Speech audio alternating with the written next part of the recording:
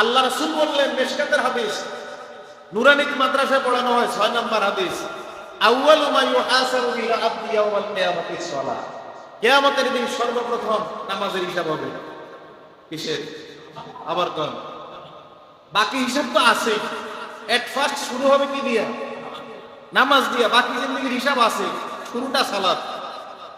এজন্য আমাদের সমাজে অনেক মানুষ জীবন দশা নামাজ আদায় করে না, বুঝ থাকতে হুঁশ থাকতে নামাজ আদায় করে না।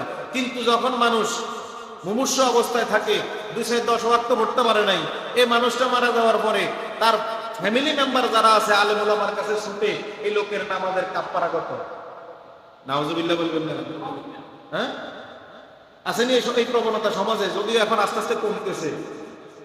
তাহলে এক সময় কি এই সমস্যাটা বেশি ছিল? জিন্দিগি, পুরা জিন্দিগি হাজার হাজার ওয়াক্ত শেষ, খবর নাই। শেষ সময় 5 ওয়াক্ত হিসাব করে। আবার ফতুয়া কি?